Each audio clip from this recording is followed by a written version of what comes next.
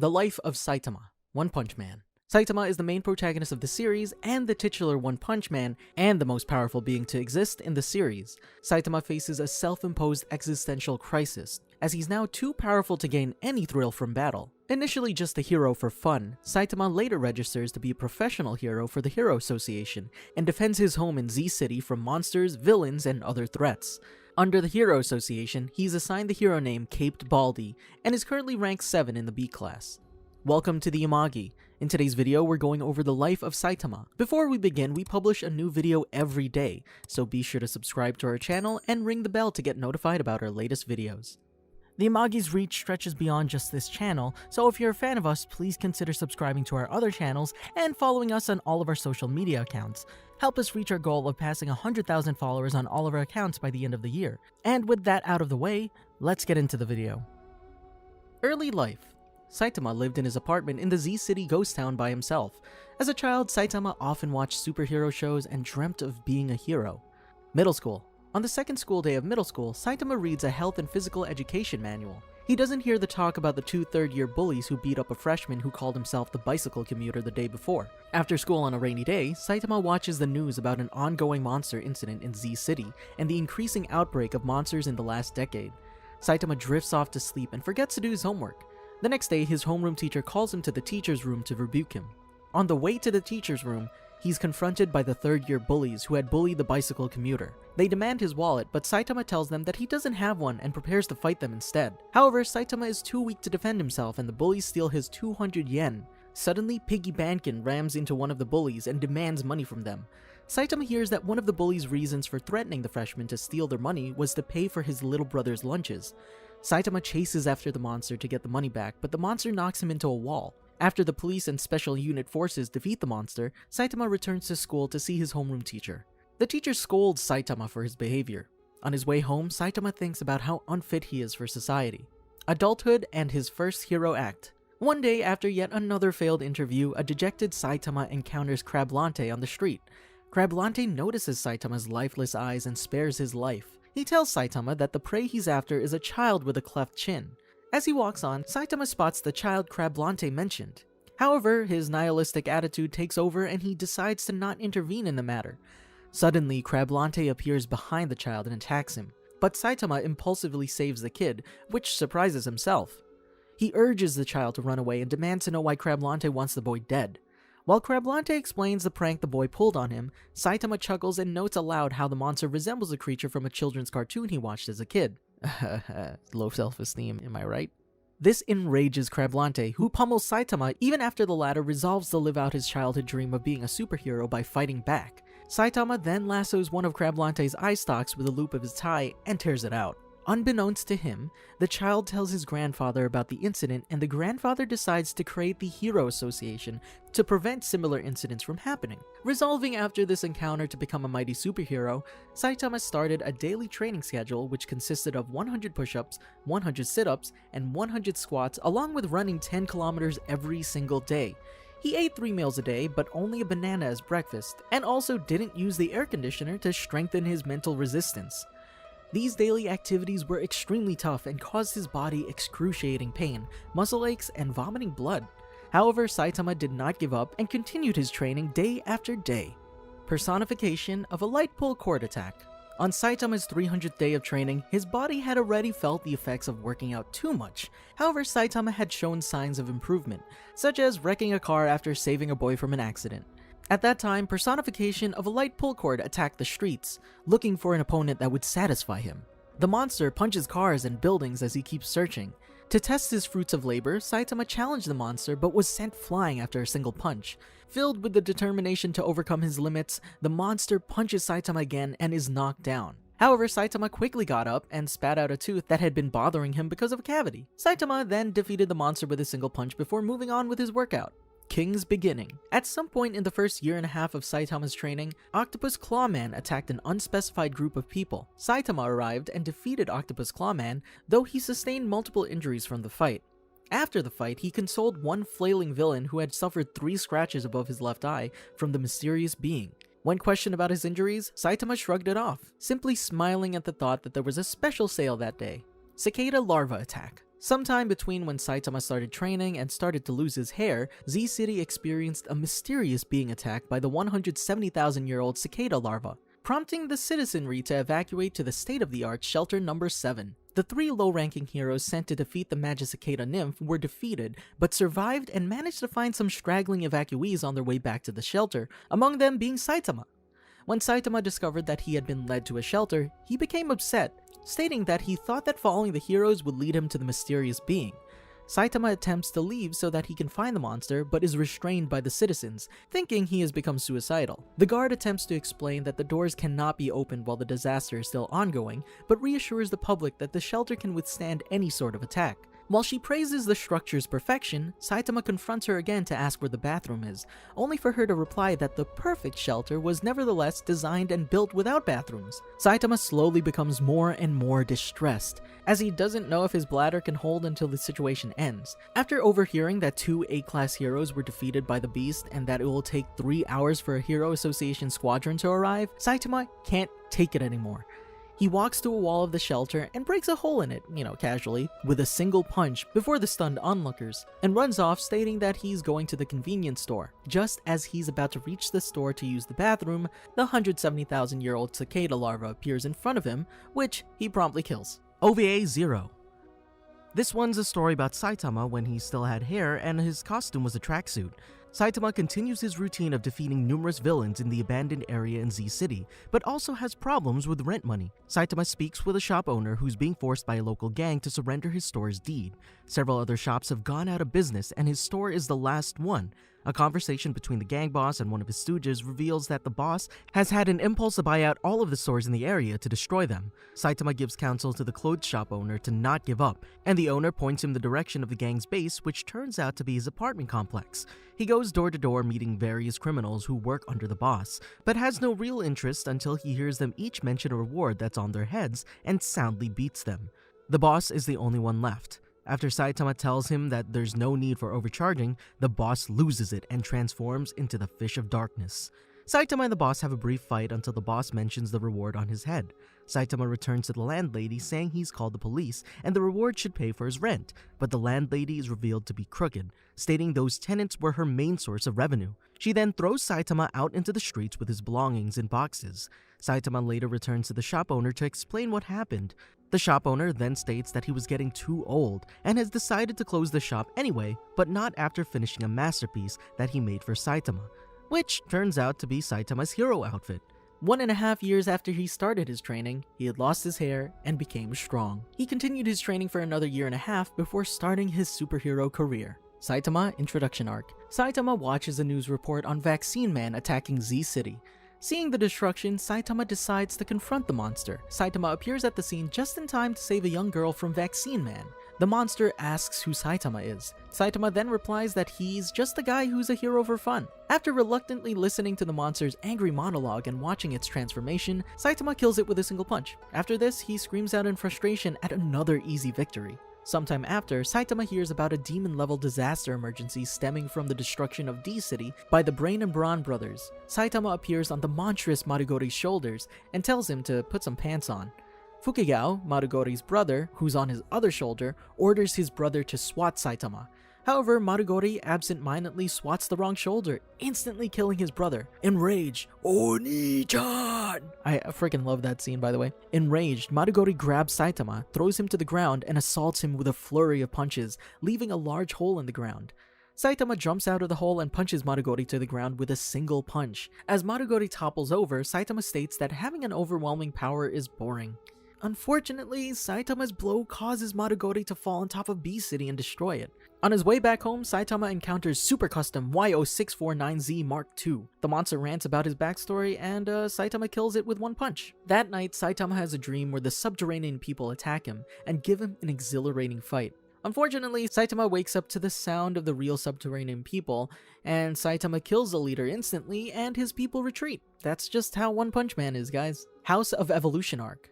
Oh, this one's so good. While Saitama laments his emotionless life, a mosquito lands on his hand.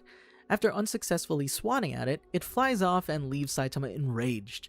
Saitama then sees a news report about a mosquito swarm headed towards his city. Saitama pursues the mosquito he had been trying to kill and encounters Genos fighting Mosquito Girl. At that moment, Mosquito Girl finishes her blood-fueled evolution and sends her mosquitoes crashing down on Saitama and Genos. Genos incinerates the swarm, unintentionally burning Saitama's clothes off in the process. The newly empowered Mosquito Girl starts attacking Genos and tearing him apart with her claws. Just as Genos is about to resort to self-destructing, Saitama slaps Mosquito Girl, sending her flying through a nearby building and into the sky. Dusting off his hands, Saitama states that he hates mosquitoes. After witnessing Saitama's incredible power, Genos asks Saitama to make him his apprentice. OVA One. This story takes place between Mosquito Girl's defeat and Genos showing up in Saitama's apartment. It begins at night with Saitama watching a video about aliens and stalkers, convinced someone is stalking him, which afterwards is shown to be because of Genos, who's trying to find out the secret to Saitama's power. Later on, Saitama goes out to eat and Genos follows him. Seeing as how expensive all the food is in the restaurant he's entered, Saitama orders the cheapest thing on the menu, a small plate of fries, which convinces Genos that this was the secret to Saitama's strength. Saitama then gets up and goes to the bathroom. After returning from the bathroom, Saitama is shocked to find out that someone stole one of his fries, a long French fry, the only one he liked. In reality, it was stolen by Genos for analysis. Later on, Saitama goes back to his building and waits outside to find his stalker. However, Genos is watching him from afar and from another direction. Genos hears that the results of the fries analysis have come and he goes to check them out. A short time after, there's an assault by the B-class criminal, Men's Esthetician Man, who encounters Saitama and recalls him as someone who has beaten him before. Saitama, on the other hand, doesn't remember Men's Esthetician Man. However, Saitama is convinced that Men's Esthetician Man is his stalker and the one who stole his French fry. Around the same time, Genos is seen at the lab checking the results of the French fry analysis, which results in it being a normal French fry. He then hypothesizes that Saitama may be a cyborg like him. Moving back to Saitama, we see a hole in the wall in the shape of Men's Esthetician Man, and Saitama telling him to just approach him next time rather than steal his food. Saitama is later seen going back home and complaining about not getting any recognition. In the final scene, we see Genos right before Saitama's apartment, which leads us back to the original storyline. At Saitama's apartment, Genos gives a long explanation of his past and motives, but Saitama is completely uninterested. Nevertheless, Saitama agrees to take Genos in when Genos explains that he simply wants to become as strong as Saitama. Meanwhile, Dr. Genus of the House of Evolution sends his creations to retrieve Saitama as a test subject after seeing him defeat Mosquito Girl. Kamakuri arrives at Saitama's apartment first, crashing through the ceiling, but Saitama punches his head off. Saitama jumps outside and buries Frogman and Sluggerus in the ground. Ground Dragon grabs Saitama's legs and pulls his body into the ground, leaving only his head above the ground. Genos rushes to Saitama's aid, but is intercepted by Armored Gorilla. Beast King then approaches Saitama. Saitama starts to doze off, which angers Beast King. The creature threatens Saitama, who effortlessly steps out of the ground, much to the surprise of Ground Dragon. Beast King then attacks Saitama, killing Frogman and Sluggerus in the process, but Saitama dodges his attacks. Saitama uses consecutive normal punches and obliterates the monster. The terrified Ground Dragon tries to flee underground, but Saitama digs underground, shows his face, and punches the monster out. When Saitama gets back to the surface, he finds that Genos has already defeated Armored Gorilla and is interrogating him. After Saitama shows Armored Gorilla the remains of Beast King, Armored Gorilla tells them all they want to know. Roughly 4 hours later, Saitama and Genos climb a forest path and arrive at the House of Evolution headquarters. Wasting no time, Genos destroys the above-ground portion of the base with an energy blast, surprising Saitama slightly with his ruthlessness. In the rubble, they find a metal door which leads to the underground facility. As they enter the subterranean portion of the lair, they hear Carnage Kabuto bounding down the corridor. The monster slams Genos into the wall and challenges Saitama to a fight, which Saitama accepts. As the two are about to fight, Genos reappears and attempts to fight Carnage Kabuto, but is quickly beaten down again. Carnage Kabuto comments on how he can feel that Saitama is really strong, while Saitama tells him not to disappoint, as he expects Carnage Kabuto to be the strongest being of the House of Evolution. Moving with tremendous speed, Carnage Kabuto moves behind Saitama. Just as he's about to strike, he leaps backwards. He senses that if he had attacked Saitama at that very moment, he would have been killed. He explodes with rage and fear and asks Saitama how he got so strong. Saitama agrees to tell everybody around him and explains that he got his strength by training his body. His regimen consisted of 100 sit-ups, 100 push-ups, 100 squats, and a 10-kilometer run every single day. Genos is outraged, stating that Saitama's strength would be totally impossible to achieve with that level of routine strength training. Annoyed by Saitama's apparent lie, Carnage Kabuto enters Carnage mode and states that he will rampage for a week until the next Saturday. Carnage Kabuto then begins to pummel Saitama, sending him flying around the room. While this is going on, Saitama comes to the horrifying realization that if Carnage mode lasts for a whole week ending on a Saturday, then the current day is Saturday and he missed the special sale! Overcome with despair, he cries out and obliterates Carnage Kabuto with one punch.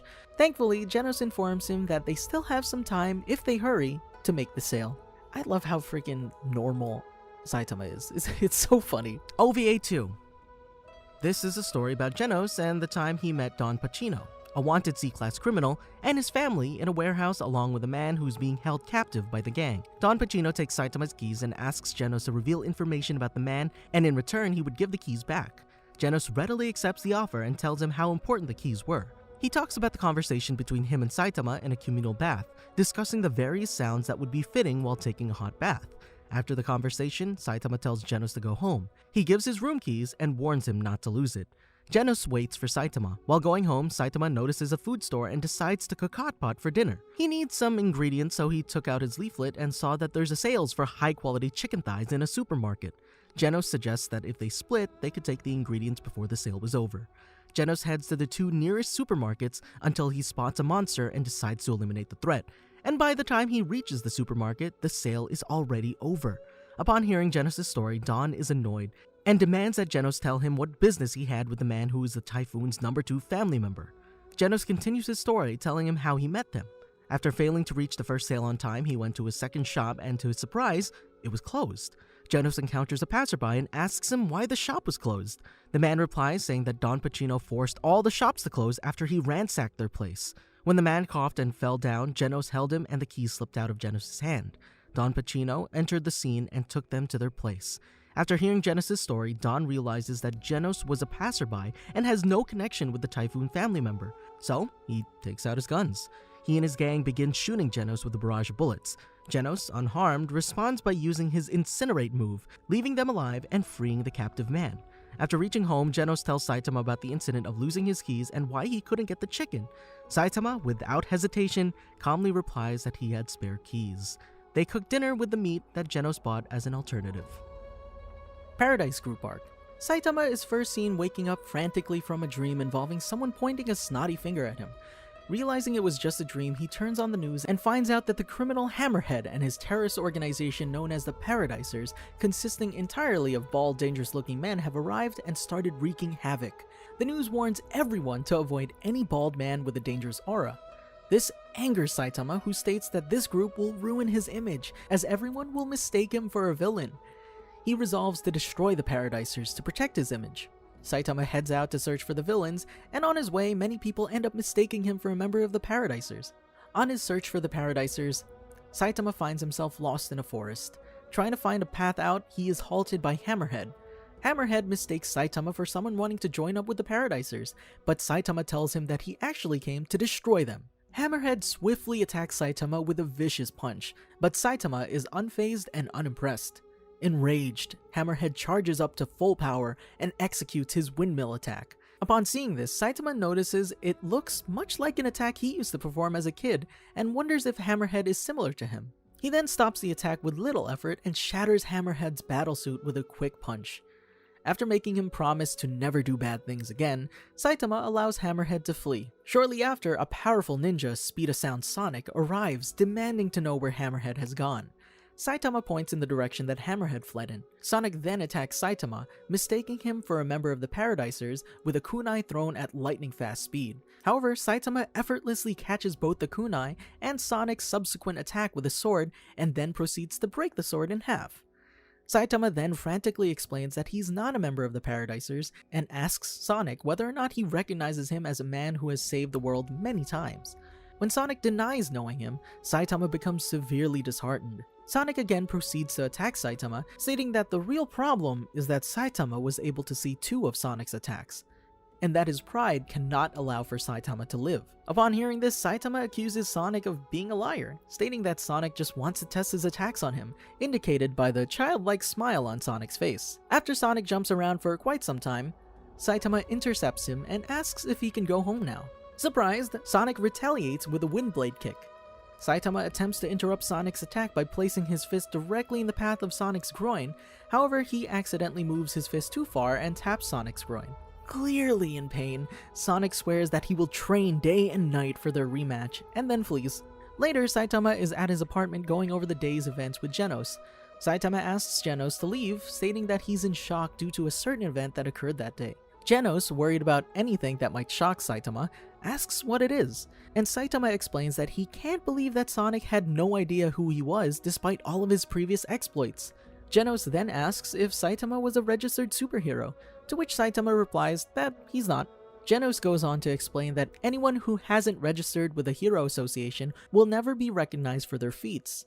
Saitama then resolves to become a licensed hero so he can achieve the fame he deserves. He asks Genos to register with him in exchange for formally accepting the latter as his disciple. OVA 3. After losing against Saitama, Sonic struggles to cope and cannot fight properly after his defeat, even having repeating nightmares and flashbacks of the incident. He begins training in a forest with a Matagi hunter who is looking to kill a bear that scarred him. After receiving some advice from the hunter, Sonic contemplates about it, but is disturbed by some noises. He arrives and saves a baby boar from a snake that quickly bonds with him. Naming the boar Ino, Sonic continues training, gradually regains his confidence, and overcomes his fears. He decides to leave, and as he says farewell, the hunter corrects him and introduces himself by his real name Frank, which surprises Sonic. After leaving, the bear who scarred Frank appears and overpowers him and knocks him out. Saitama shows up searching for food. After eyeing Ino, the boar ran off, leaving Saitama taking the bear. At his apartment, Saitama and Genos are eating hot pot with bear meat while Sonic silently watches over the city, ready for his next battle with Saitama. After Frank wakes up, he and Ino look with amazement at the forest cleared with a single punch.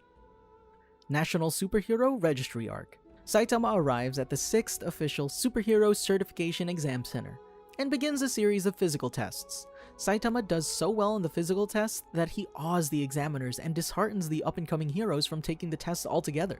Later in the waiting room, Saitama meets with Genos, and the two discuss the easiness of the hero qualification tests, and state that there's no way they didn't pass. When the results of the tests arrive, it is revealed that Saitama barely passed, having achieved a score of 71 when the passing is 70, and received the C-Class Hero designation.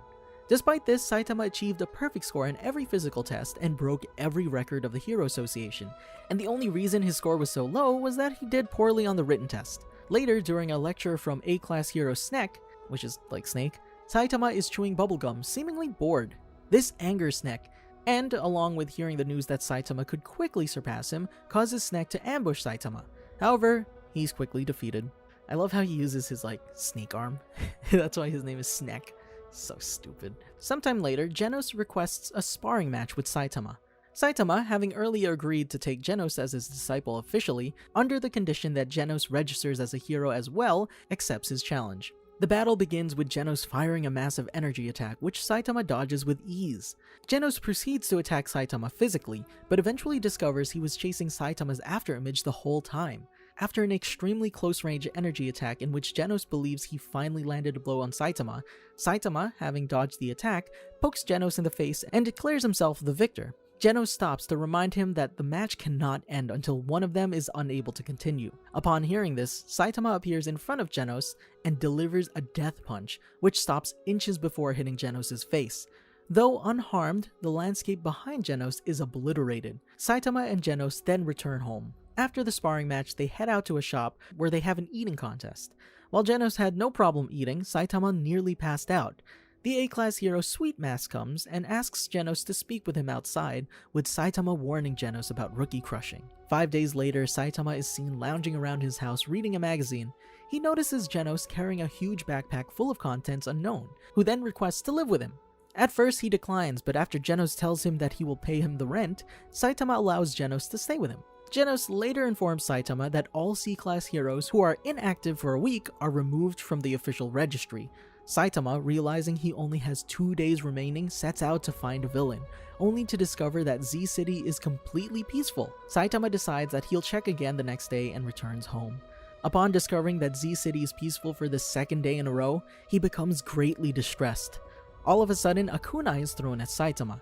Saitama catches it and discovers that his would-be assailant is Speedosound Sonic. Saitama tells Sonic that he's busy and begins to walk away, but Sonic rushes to intercept him. Frustrated, Saitama bites Sonic's sword, shattering it in a blink of an eye. Saitama then threatens Sonic that if he gets in his way again, he will punch him. At this moment, a woman from the crowd observes Saitama and states that he's being a suspicious person. Saitama, thinking that the woman was referring to Sonic, begins to lecture Sonic for being so violent. Then, a C-class hero named Tank Top Tiger explains that the woman was referring to him. Saitama says that he's also a registered hero, but Tank Top Tiger states that he has no idea who Saitama is and thinks that he should leave as he's ruining the reputation of other heroes.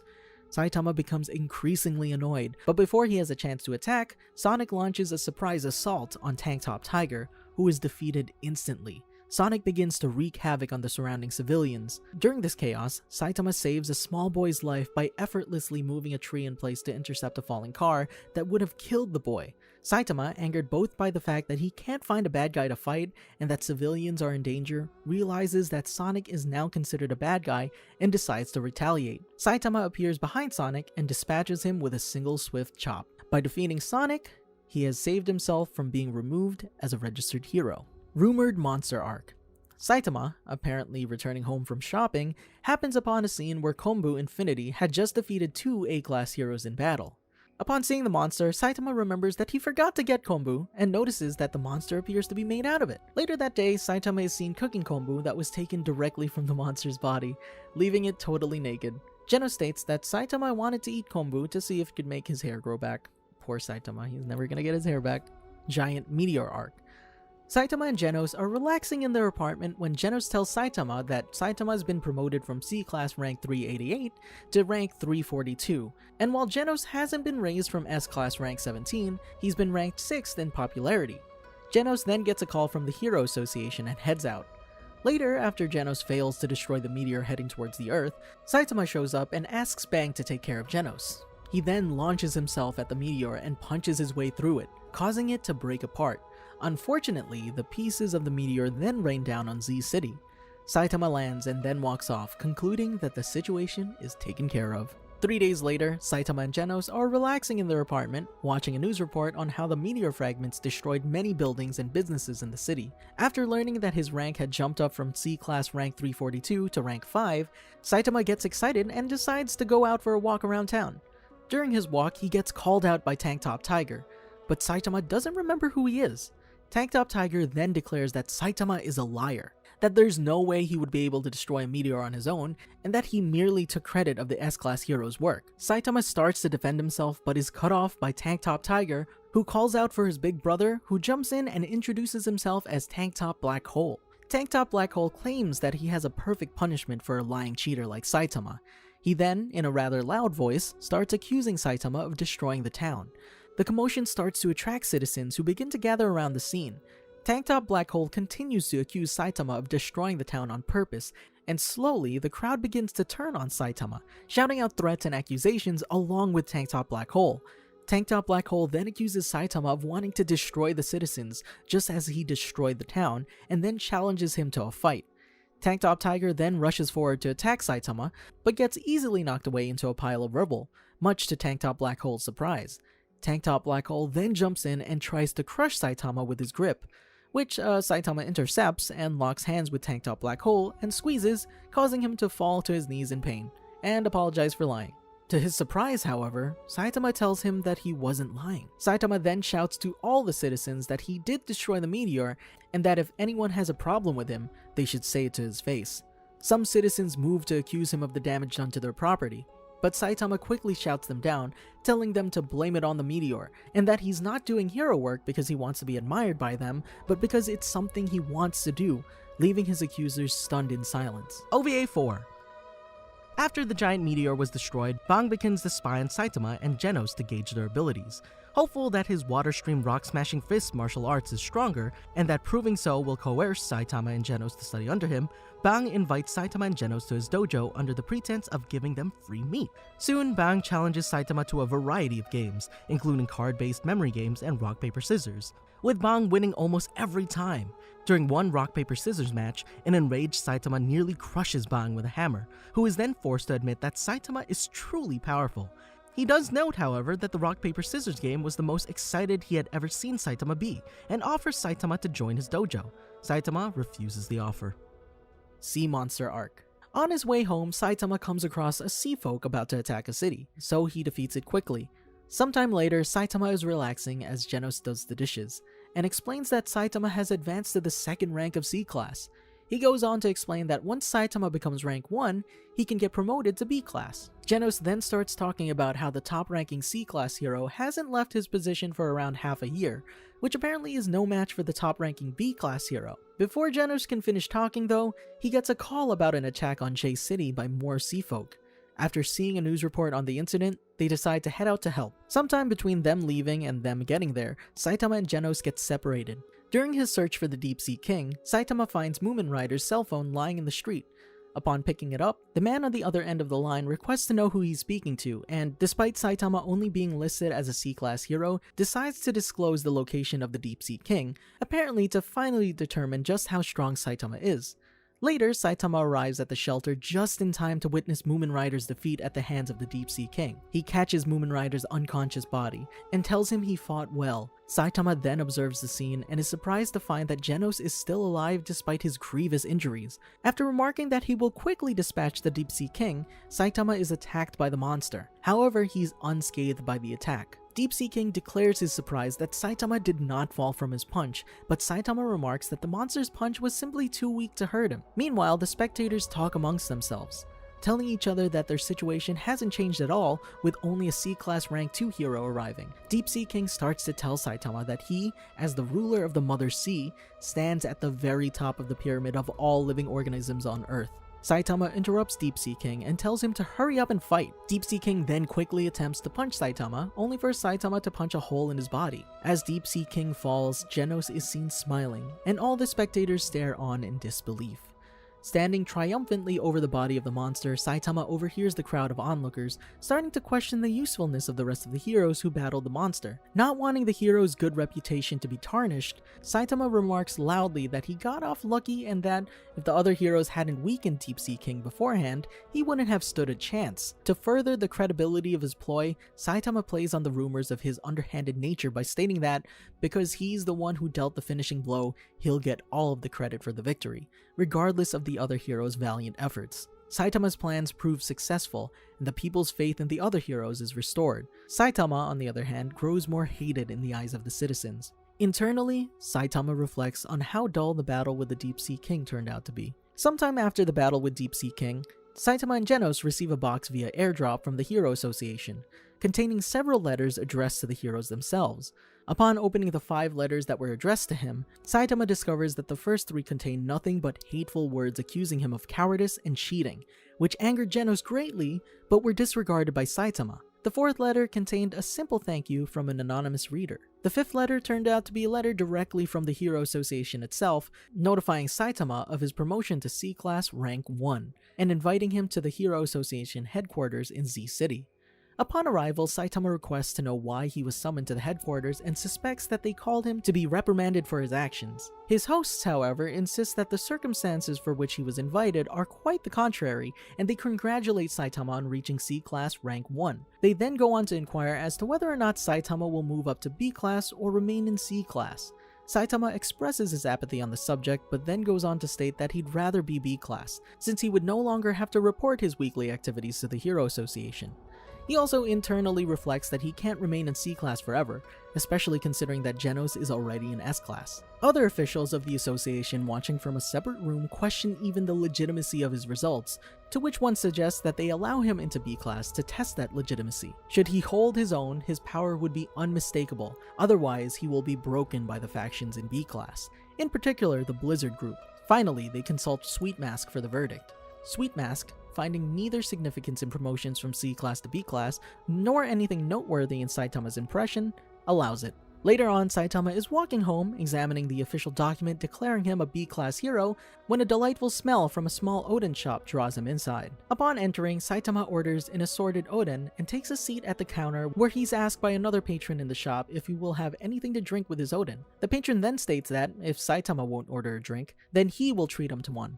Upon observing the stranger, Saitama discovers it is none other than a bruised and battered Moomin Rider. Saitama questions why Moomin Rider would want to buy him a drink, to which Moomin Rider states that, if for nothing else, it would be to celebrate Saitama's promotion to B-class, and also reveals himself to be the sender of the thank you letter that Saitama had received. Upon finally recognizing the man as Moomin Rider, who he saved from Deep Sea King, Saitama accepts his offer, and orders a Mozuku. Sometime afterward, Saitama would rank up from B-class rank 101 to rank 63.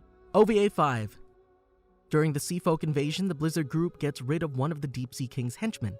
They're disheartened to learn that their heroism didn't make it into the next day's newspaper, while everyone else's did. Fubuki takes this the hardest and decides to go on a train ride to Z City to clear her thoughts.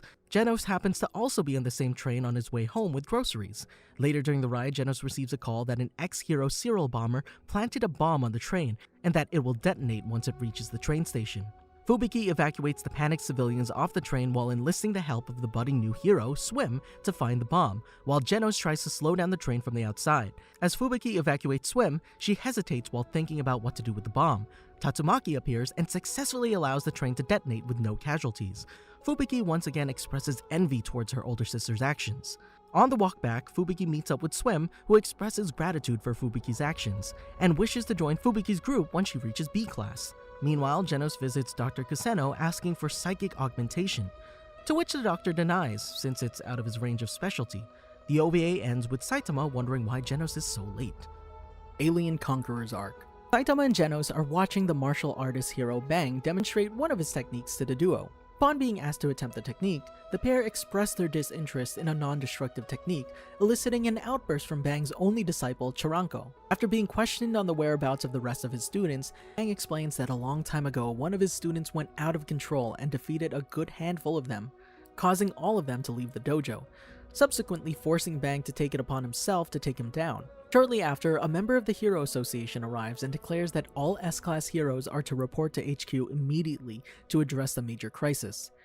Genos states that, since all S-Class heroes are being convened, they might need Saitama's power, so Saitama accompanies them to HQ. The first S-Class hero to interact with Saitama is S-Class Rank 4 Atomic Samurai, who, even after hearing the praise of Saitama from Bang, refuses to shake Saitama's hand, stating that he will only acknowledge those in the S-Class.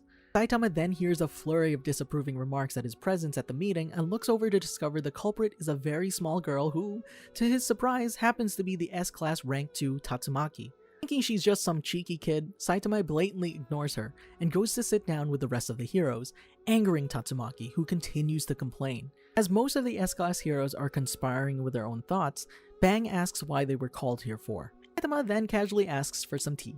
After having heard of the great calamity foretold by the renowned fortune-teller Shibabawa, Stitch unnervingly elaborates on how punishing the impact of the most recent prediction she had made before her death would be. He tells the assembled heroes that the prediction may come true at any time in the next half a year. Saitama couldn't help but simply muse that this disaster that has the Hero Association coordinator so on edge could just as well occur today or tomorrow for that matter.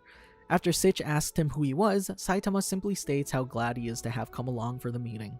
Just as he was finished bemusing over the emergency meeting, the entire building complex shook with thunderous turbulence as though it had been hit by a massive tremor. While outside the complex, numerous flying creatures led by the Sky King could be seen gathering around for an all-out assault on the surface world. However, the would-be incursion was soon dispatched by a UFO like albatross the size of a major metropolitan area. Having already picked up on what had happened to the obliterated A-City outside the Hero Association's HQ, Saitama quickly leaps all the way to the rooftop to get a better view of the action before Genos could even erect a response out of him. Upon seeing the giant spaceship, Saitama heads towards it, evading and deflecting cannon fire directed at him. As soon as he managed to reach it, Roribus gets in his way, but is defeated in a single punch. Saitama keeps searching inside while wrecking whatever and whoever got in his way. Geryugun Shub tries to beg him into leaving the spaceship to no avail. Saitama eventually reaches Boris's throne room entrance, the leader of the invading dark matter thieves. Before Saitama can reach Boros, however, Geryugun Shub challenges him, only to be easily dispatched. Saitama stating that flinging rocks around using telekinesis was a waste of superpowers before flinging one through Geryogun Shoop's head. Boros was amazed that he managed to defeat his strongest fighters as easily as he did and proceeds to take him on. As the battle of the S-Class heroes and alien invaders began, Saitama's own battle with Boros was getting underway. After hearing why the aforementioned galactic warlord went on a tirade, shattering planets and razing civilizations, all due to insurmountable boredom out of being an unstoppable force looking for a worthy opponent to temper his might, Saitama expresses his disgust towards Boros' petty genocidal indulgence and whacks him. Doing so, however, inadvertently shatters his armor, which acts as a restraining bolt on the intergalactic raider's own power. This somewhat surprises Saitama, as this new opponent was one of the first individuals he has ever met to survive his one-hit kill blow. Soon, metaphorically shifting into a more powerfully energized form, Boros begins realizing his unsealed inner power. As the two clash repeatedly, Boros compliments Saitama on having lasted this long against his might, while the latter retorts that his adversary is equally impressive.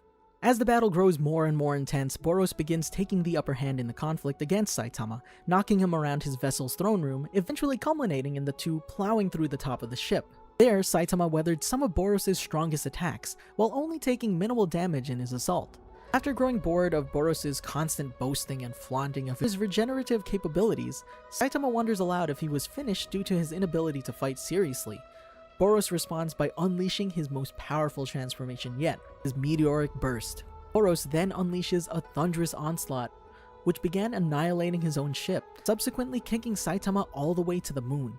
Saitama quickly realizes where he landed, catapulting himself from the moon's weaker orbit back to Earth, landing meteorically upon his adversary's ship, causing it to jolt towards the ground upon upheaval due to the impact. Boros, now infuriated, furiously assaults Saitama, but Saitama simply counters it with a devastating blow of his own, a simple punch that promptly eviscerates Boros, only for him to quickly regenerate his scattered self back together. Initiating his final measure, the dreaded Boros struck out at his opponent with his planet-killing trump card Collapsing Star Roaring Cannon, intending to decimate Saitama and the Earth's surface layer in one gigantic blast.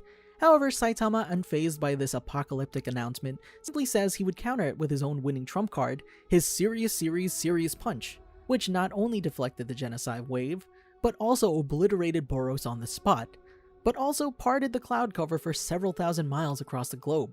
While he lay dying, admitting he found the excitement he long sought after while making his way across the cosmos, Boros commented that he and Saitama fought to the bitter end, with neither giving an inch, with Saitama nodding in compliance. Boros says he knew full well that Saitama was still holding back the entire time they fought, disparaging at how powerful his better truly was with his last breaths, leaving Saitama to solemnly walk away from his fallen enemy in the collapsing fortress. After finally making his way out of the ruined spaceship, Saitama meets with many other S-Class heroes such as Super Alloy Darkshine, Tatsumaki, and Atomic Samurai. After being asked how and why he was on the enemy ship, Genos comes rushing to the scene, concerned for his well-being. After a brief conversation over who Saitama was fighting against, and how prophecies could have come to pass without his help, which Saitama writes off as untrue, Tatsumaki bursts into a fit of anger, interrupting them both. She denounces Saitama for what she perceives as interference in her battle, calling him names. With some coaxing from Saitama, Genos steps up and tells Tatsumaki off, seconds before being telekinetically thrown into some debris by her in outrage of being called a brat, only to be stopped seconds away from attacking Saitama by Bang, who admonishes her for her callous behavior as an S-Class hero. After the invasion, Saitama later destroys Pluton with one punch and angrily yells in frustration at his own overwhelming strength. OVA 6.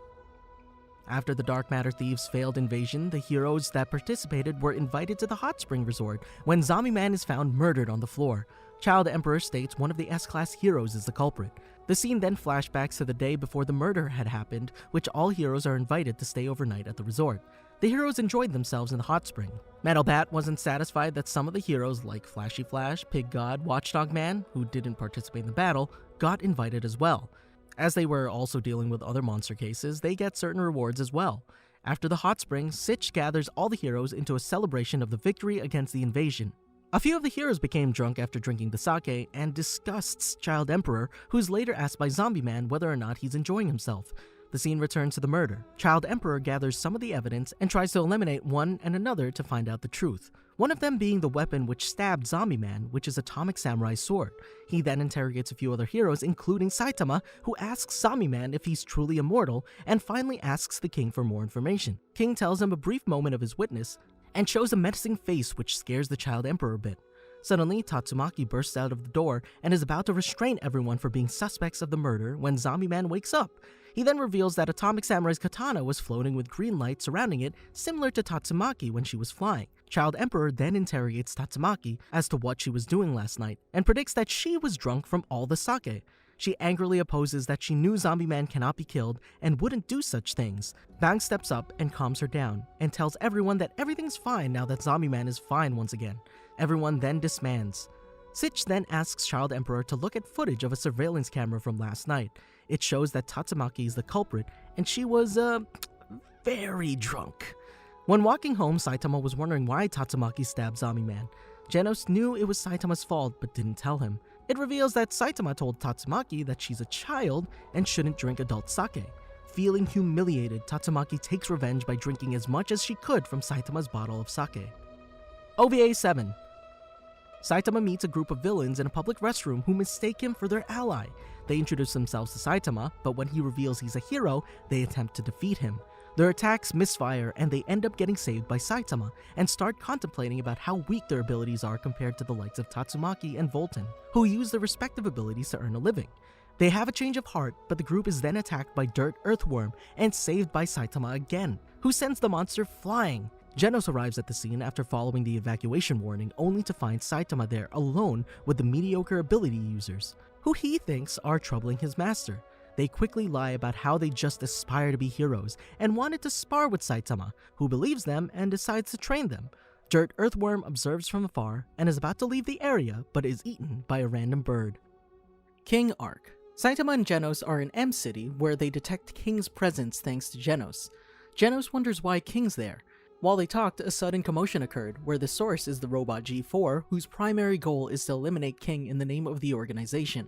Though Saitama offered to help Genos fight G4, Genos declined in the hopes of making it to the top 10 of S-Class, so Saitama leaves the matter to Genos. While King struggles to choose a name in the video game, Saitama enters King's residence.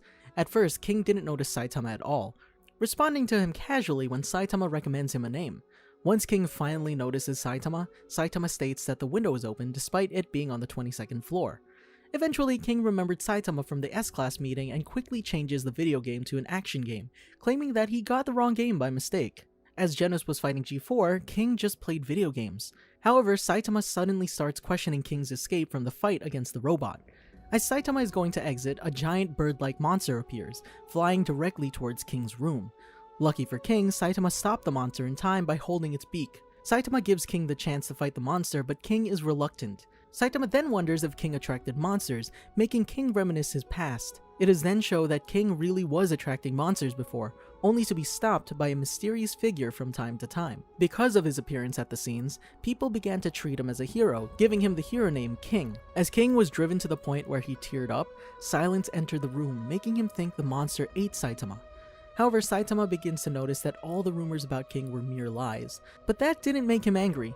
King concludes that Saitama beat the monster, and also learns that it was Saitama who had saved him countless times, albeit Saitama still had hair at the time. King begins to apologize to Saitama and confesses that he stole the glory from Saitama's accomplishments. Still, Saitama urges King not to quit, and just become strong for real. Saitama leaves, holding no grudges against King, still thinking how he wanted to play games with King. The Blizzard Group Arc. Fubuki, along with the Eyelashes and Mountain Ape, goes to Saitama's place to convince him into joining their hero group. However, Saitama's casual refusal urges them to take him down, but backfires as Saitama easily knocks out both Eyelashes and Mountain Ape. She expresses her will to secure her position as the rank 1 in B class, and attacks Saitama with a psychic barrage, but Saitama is unaffected by her ability. Saitama withstands all of her attacks and even patronizes her about being a hero. She asserts her will and continues to attack, this time with a box cutter, but is interrupted by the impact of Genos' attack on Speedosound Sonic. Saitama quickly gets between Fubuki and Genos' attack, which would have probably killed her. Wondering about Genos' presence, she is more surprised that the S-Class hero actually called himself the disciple of the B-Class Saitama. Genos recognizes her but misinterprets her position as being a failed attempt at taking down Saitama, when in actuality she was caught in his attack. Sonic then proceeds to attack Genos with exploding shurikens, but they do no damage. The two are on equal footing, and eventually Saitama attempts to stop them. Upon observing Saitama's ability while battling Sonic, Fubuki found out that Saitama is too strong, which is far from the norm for his actual ranking. It's revealed that she has an inferiority complex due to her sister's own power. Because of this, she founded the Blizzard group to surpass her sister, who's a lone wolf. Still, she reveals that she doesn't want to advance to A-Class, due to the A-Class heroes being overwhelmingly powerful, such as the Disciples of Atomic Samurai and Sweet Mask. However, she acknowledges that she can get to the upper ranks of A-Class. In a final attempt to persuade Saitama into joining her faction, Fubuki belittles Saitama, saying he won't advance alone and that there are several other heroes out there that are far stronger than he is. However, when King appears demanding Saitama return the video game he borrowed, Fubuki decides to follow him and be a part of his group, noting that the strong are attracted to Saitama, who does not discriminate on strength. Saitama is shortly after given the hero moniker Caped Baldy by the Hero Association. OVA 9. As Genos and Saitama watch TV, Saitama accidentally knocks him out when trying to reach his potato chips, and Genos wakes up with memory loss. Genos reads some manga left on the floor in Saitama's apartment and picks up various character personalities. For example, one personality is childish, taking in a high-pitched voice. Another is a delinquent personality, when Genos insults Saitama after discovering Saitama is his master. Later, Fubuki arrives at the apartment and learns that Genos has his memory loss from Saitama. The cyborg hero tries to flirt with her and asks her if she wants to go out with him. Fubuki rejects and takes her leave. However, afterward, upon detecting energy levels via his radar, Genos leaves the apartment and rushes towards something he just detected while expressing surprise as his body is moving by itself. He then faces the Blizzard group, who wants to recruit him into becoming their comrade. Genos, having his memory loss, however, tries to convince them that they're mistaking him for someone else shortly before running away from them. Genos later encounters a monster known as the Lord of Mountains. He leads the monster away from civilians as he fights the monster. As his memories have been wiped and he's forgotten how to fight, Genos is beaten down, until the Lord of Mountains shocks Genos with electricity. This gives Genos a memory reboot and he regains his memory. Genos proceeds to fight the monster like normal, easily killing the Lord of Mountains with a single incineration blast. The cyborg hero then returns to Saitama and apologizes for the trouble he's caused. OVA 10. Saitama brings Genos to a tournament for the fighting video game Wild Animals due to the grand prize being 5 million yen. Several locations all over the country are being used as venues, and the battles take place online. Saitama plans to win using virtual reality controls, but his fighting technique is lacking and he quickly loses to a koala avatar in the first round. Garo has also entered the tournament, easily defeating his opponents with his martial arts, and Suryu does the same in another venue. Eventually, Garo and Suryu face off online, and they have a heated battle. However, the speed of Garo's attacks causes the equipment to glitch, freezing his avatar and allowing Suryu to win. The final match of the tournament is between Suryu and the same koala who defeated Saitama earlier. The koala defeats Suryu in seconds, shocking him. The koala's player goes to receive their prize, and it's revealed to be King in disguise. Hero Hunt Arc. Saitama is playing a video game with King along with Fubuki and Genos, when he is visited by Charanko, who wanted to know why his master Bang expelled him all of a sudden. Genos tells Charanko that Bang expelled him to keep him safe, because Garo was actively hunting heroes. Saitama doesn't remember who Charanko is and has to be reminded by Genos that Charanko is Bang's one and only disciple. Saitama visits the heroes at the hospital who were bitten by Garo, particularly Moomin Rider, Tank Top Master, and Charanko, to give him some bananas as treats and to learn more about Garo. He first visits Moomin Rider and Tank Top Master, where he asks to know who exactly Garo is. Now knowing that Garo is a strong villain, he wishes to meet and battle him someday in person. After that, Saitama visits Charanko to learn more about martial arts and who he could fight to learn more about them. Charanko offers him a ticket to observe martial arts at the tournament called the Super Fight that he was originally supposed to participate in, but couldn't due to his injuries. Saitama accepts the offer. However, Charanko advises him not to do something like disguising himself to cover his identity in the tournament. Enticed by the 3 million yen prize for first place, Saitama intends to achieve exactly that. After Saitama finds a wig shop, Garo approaches him and attempts a sneak attack. Garo, thinking that Saitama is after him, tries to hit him with a swift karate chop to the shoulder. However, Saitama is not only unaffected, but also fails to recognize his attacker. Annoyed at Garo for attacking him, Saitama counters Garo's attack by using a karate chop of his own, which knocks out Garo almost instantly, and then carries on shopping for a wig for his disguise. On the following day, Saitama prepares himself for the tournament by putting on the wig. Genos sees what Saitama's doing, and believing that Saitama is trying to make up for his lack of hair, decides to help his master by calling Dr. Kuseno, asking him for a hair transplant for Saitama. After getting the doctor to agree, he asks Saitama if he is free that day, at which point Saitama is finally able to explain that it's a disguise for the tournament, used to make himself look like Charanko. Saitama then asks Genos to join in to learn what martial arts are really about. Monster Raid Arc. Saitama is in Charanko's waiting room looking over a list of the contestants of the tournament. He's then greeted by Sourface. Sourface discusses a tournament incident that happened in the past and his reasons for joining the tournament. Lastly, he talks about the day when Gato rampaged through the dojo. Saitama states that what Sourface is doing is pitiful, and claims that he will be the one to put Gato down in the end, unaware that he had already beaten Gato before the tournament, which aggravates Sourface. After the tournament introductions, Saitama is talking with Sourface backstage, when Zakos appears and starts questioning Saitama. Sourface ends up answering some of Zakos' questions. Zakos then reveals that Bang was supposed to be one of the judges and starts mocking the martial arts master. Sourface starts to feel very insulted, but felt even angrier when Charanko did not seem bothered by Zakos' comments. Saitama replies that he was not invested in the conversation and is only looking forward to fighting Zakos, but notes that Zakos doesn't seem very strong. Saitama asks Sourface what a reverse seed is after Max's and Linlin's match. Zakos tells Saitama their reverse seeds, and Saitama inadvertently angers Zakos by calling him a weakling. In his fight against Zakos, Saitama single-handedly beats him, which surprised everyone in the audience and brought the attention of Suryu. During Max's fight with Suryu, everyone is impressed except Saitama and Bakuzan. Saitama prepares to fight Bakuzan after Sourface's match. As the match is starting, Saitama asks Bakuzan for a taste of Bakuzan's martial arts, which the martial artist fully accepts. However, as Bakuzan is demonstrating his martial arts to Saitama, he accidentally shifts Saitama's wig, causing Saitama to panic and launch Bakuzan into the air. Bakuzan crashes out of the ring into the floor head first. Super Fight Arc. Saitama goes on to fight Sourface and defeats him in a manner similar to Bakuzan, even landing him in a spot next to where Bakuzan was. Saitama is pitted against Chose in the semifinals and defeats him, proceeding to the finals of the Super Fight, where he faces Suryu. During the fight, Suryu uses a strong kick that has enough force to knock off Saitama's wig. During the fight, both express the struggle to find strong enough opponents, to which Saitama agrees and asks Suryu to give him the true experience of martial arts, since he's started to get tired of ending his fights with one punch. As their fight continues, Saitama manages to block some of Suryu's kicks, until he's struck into the air and kicked back down, with Suryu landing on his face. Saitama comes out unscathed, but struggles to keep his wig on while blocking and dodging. Saitama is then dared to punch back, but instead backs away. When Suryu asks Saitama about his routine, Saitama accidentally lets it slip he beats monsters and tries to mend it by saying he wants to join the Hero Association, but is blown off by Suryu. After listening to Suryu's philosophy, Saitama's wig comes off when Suryu kicks his head. Saitama replies back, telling Suryu not to get any stronger if he wants to keep having fun, before throwing a punch, stopping before Suryu's face. After his wig came off, Saitama is disqualified and Suryu is declared the winner. However, Suryu still continues to attack him and doesn't hold back. Suryu uses multiple barrages of many different attacks, but Saitama is completely unfazed.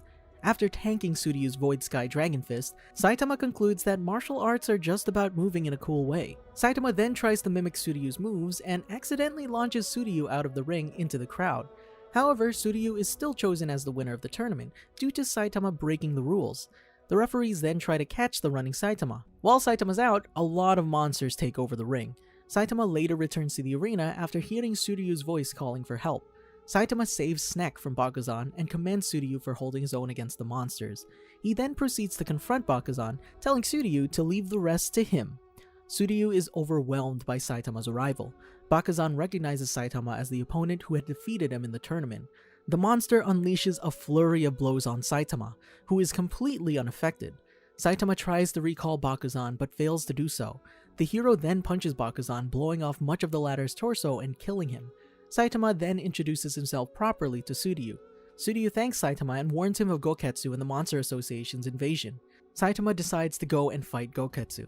Suryu tries to prevent him but fails. Moments later, Saitama kills Goketsu with one punch, sending Goketsu's head flying into the arena right in front of Suryu. Suryu decides to become a hero after being inspired by Saitama. Suryu then asks Saitama to accept him as a disciple, but Saitama flatly refuses.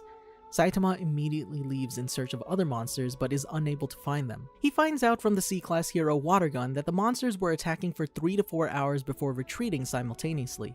Saitama feels bad for being oblivious to such an emergency and reflects on himself and questions the Monster Association's actions. Recalling today's events, Saitama wonders if his boredom is the cause of him forgetting something very important. He feels disappointed that he didn't get to face Gato. Despite fighting the best of the best martial artists, Saitama gained nothing insightful. On the way, Saitama meets King, who is on the way to buy manga. King and Saitama have a deep discussion on what it means to be a hero. Gato spots King and is about to attack when Saitama kicks him and sends him crashing into a wall.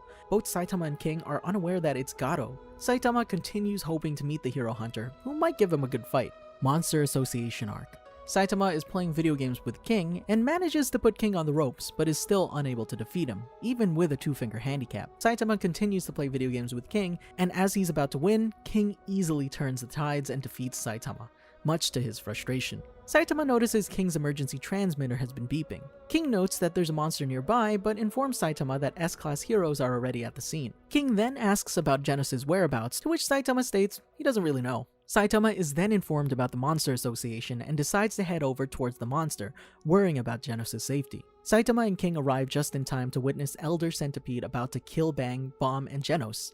King lures Elder Centipede in with promises of fighting Blast. When Elder Centipede is lured in, Saitama annihilates the gigantic beast with a serious punch. Genos, after witnessing Saitama's latest display of power, limps over to him, asking Saitama what it is he's lacking, to which Saitama replies, power, much to the exasperation of King. OVA 12.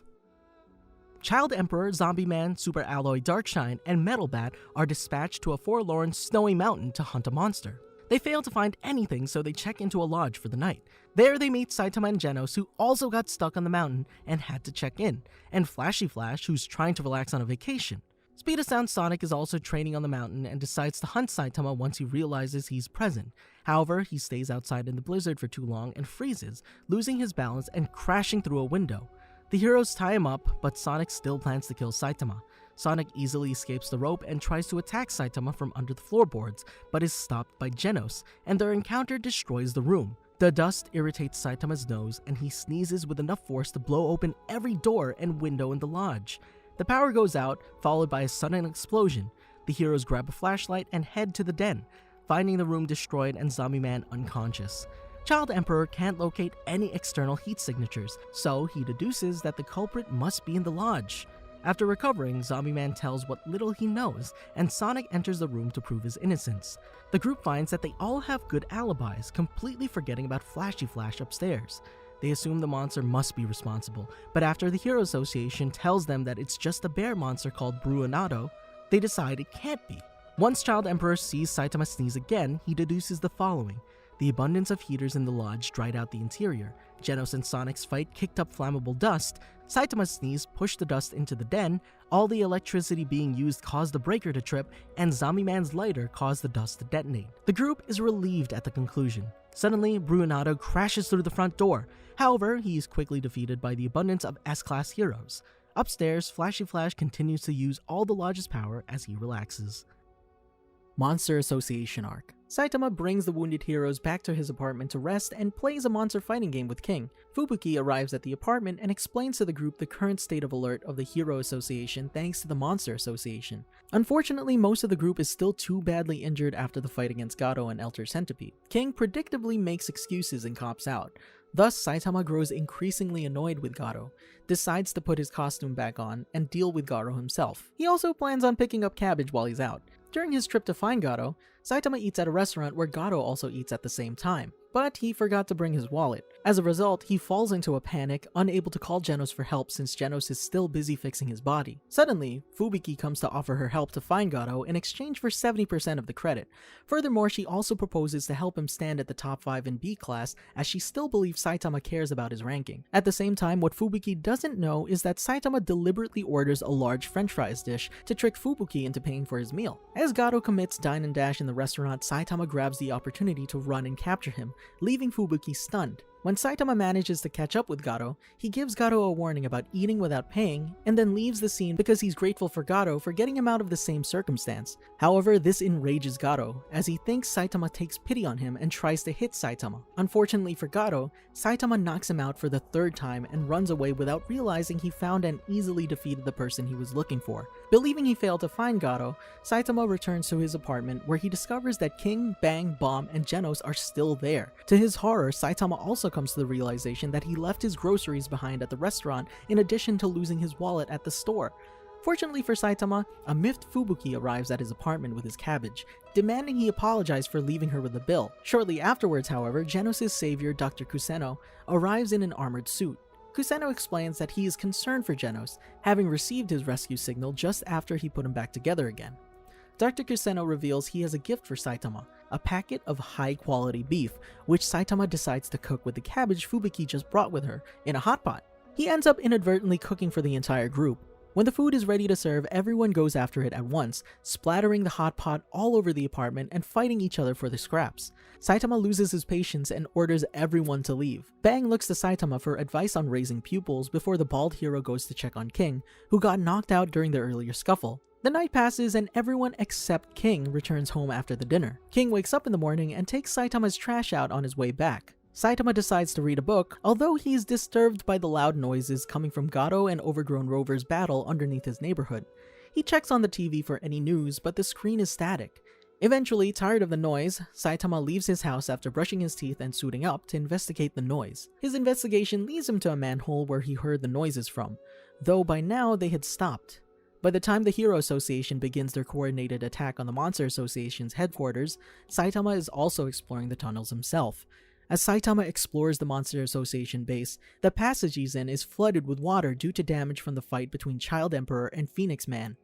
Saitama eventually runs into Overgrown Rover, who attacks Saitama. Saitama deals a swift blow to the giant canine, knocking it unconscious and sending a massive tremor throughout the entire underground base. He's also attacked by Nyan, who fails to do any damage to him and quickly retreats.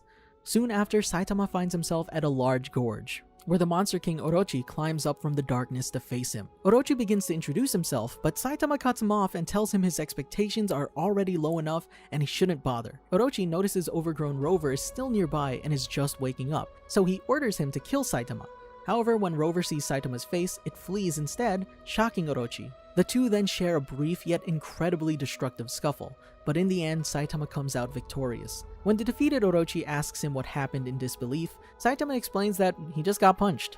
Saitama continues walking around as he searches for the leader of the monsters to talk to him about the earthquakes and noises under his apartment, defeating every monster that crosses his path. Unfortunately, he doesn't realize that he just killed the Monster King. He bumps into Flashy Flash along the way, who mistakes him for a monster and attacks him. Flash is shocked by Saitama's ability to dodge and defend against his strikes, and finally recognizes him as Genos' B-class hero sidekick. Flash tells Saitama about the Hero Association's plans and tries to discourage him from going any further, but Saitama deduces that if he follows Flash, he might be able to meet up with more monsters. Flash speeds off to try to shake him, however Saitama easily keeps up. Saitama and Flash run in circles searching for monsters. Saitama suggests contacting the other heroes for help, but Flash confidently responds that he doesn't require any assistance, and neither do the other S-class heroes. Sick and tired of being lost, Saitama punches through the walls until Saitama and Flash discover a monster using a toilet. Saitama and Flash force the monster to lead them to the Monster King through a minecart. The monster estimates that it will take 10 minutes to reach the Monster King. As they continue on foot, Saitama, Flash, and the monster are all attacked by Orochi's lurching biomass, which threatens to absorb them. The flesh grasps at Saitama, but can't seem to grip his shiny bald head.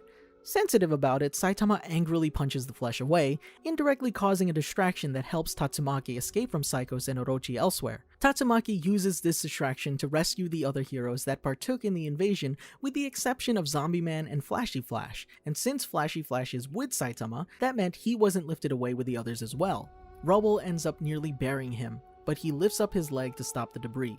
He and Flashy Flash are left in the darkness together. As Monoko lifts up a large rock in an attempt to escape, Saitama and Monoko spot Flashy Flash trapped under rubble. Startled by this, Monoko's eye lights up, which gives heroes visibility of their surroundings. As the fight against Psychos and Orochi continues above them, Saitama and Monoko continue to work to free Flashy Flash from the collapsed tunnel. Saitama remarks about how hungry he is, to which Monoko agrees with as well.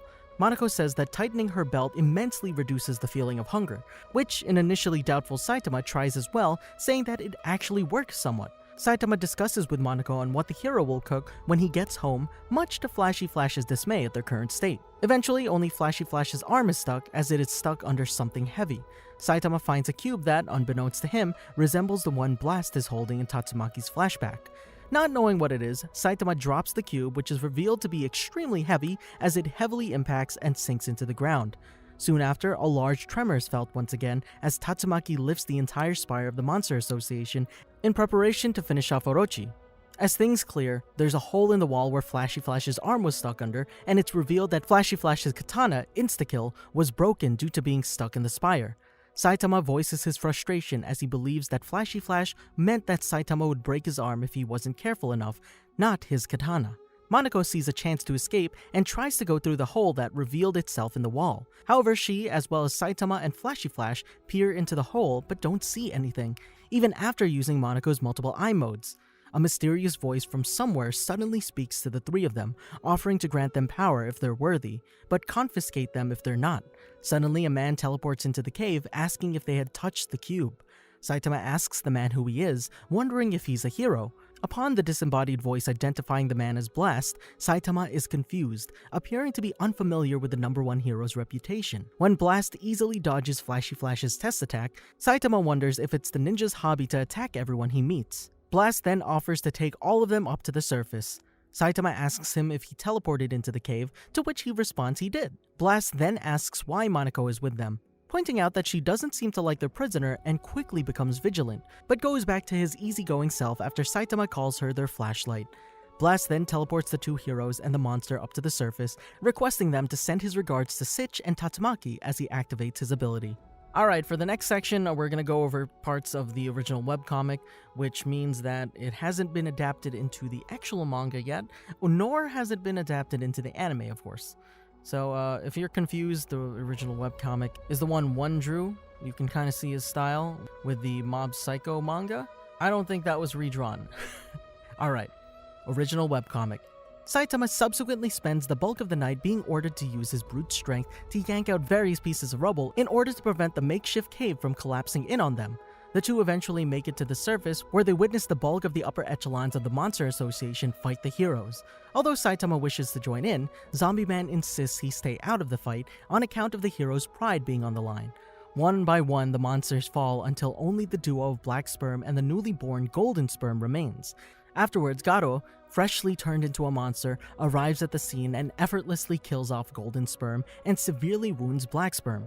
Garo announces his intentions to kill off a young child that the monsters had taken as a hostage and dares the heroes to stop him. One by one, the heroes fall before the insanely powerful monster. At this point, Saitama makes his appearance known in a spectacular manner by defeating evil natural water in a single hit. Saitama and Garo do battle, Saitama noting that, like he himself usually does, Garo isn't even fighting seriously. As such, in order to encourage Garo, Saitama uses his serious table flip to flip over the largest portion of the Monster Association headquarters, catapulting Garo so high into the air that he loses track of which way is down, where the two do battle once more before eventually landing on the makeshift mountain that's the upside-down headquarters once again. As the fight continues, Garo's frustration causes him to continue to monsterize, though as Saitama notes, Garo is actually growing weaker, his later form sacrificing the skill that was his forte for brute power. Eventually, Garo himself realizes this as Saitama continues to beat him down before it finally explodes at Saitama in anger. Garo begins to rant about how the heroes can't save everyone, and what humanity truly needs is an enemy to unite them against a common threat called the Ultimate Monster, and demands to know the reason why Saitama is a hero and the source of his bottomless pit of strength. Saitama's answer is it's just for fun, however, only causes Garo to break down emotionally and mentally. Once Garo finally calms down, Saitama realizes the real reason Garo fights. He wanted to be a hero that would save humanity, but once he realized he couldn't, he instead decided to take the easy way out and become a monster. In spite of the hero's insistence, Saitama refuses to kill Garo on the grounds that he's still human. Saitama goes as far as to prove this fact by shattering Garo's outer shell and revealing the very much human Garo underneath. Coupled with that, the child that Garo had supposedly tried to kill tearfully rushes into the scene and reveals that Garo actually saved him from the monsters twice. Garo is eventually convinced to run away with none of the heroes being able to stop him or see where he went. Psychic Sisters Arc. Saitama is formally promoted to A-Class rank 39 and in the process granting him a new, much more luxurious apartment in A-City by the Hero Association. Over the next few days, Saitama collects what remains of his belongings from the rubble of Z-City, where he encounters and ends up unwittingly adopting the now much smaller Black Sperm and Overgrown Rover as pets. Saitama makes his way back to A-City, where he and his new would-be pets are attacked by A-City's robotic security system. After being questioned by security on how the robots were destroyed, Saitama is escorted back to his apartment by King. There, Saitama plays host to his 3 seniors in the apartment complex, Butterfly DX, Chain and Toad, and Forte. After his musical fighting style is insulted by Saitama, Forte challenges Saitama to a fight. Saitama agrees on the condition that if he loses, he has to take in the 2 former monsters that followed Saitama home.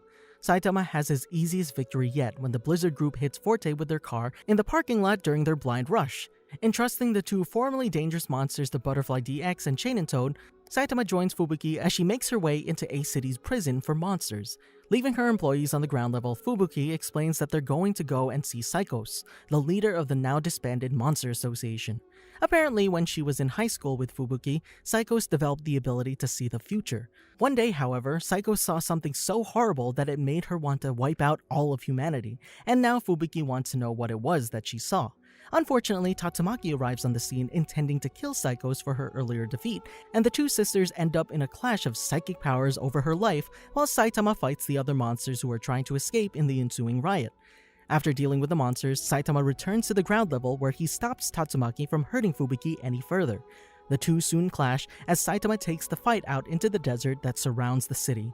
Tatsumaki, however, is soon met with immense frustration when her telekinetic powers fail to rip Saitama apart, smash him to pieces, or even stop her from calling her a child. The pair's fighting takes them all the way to H-City and back.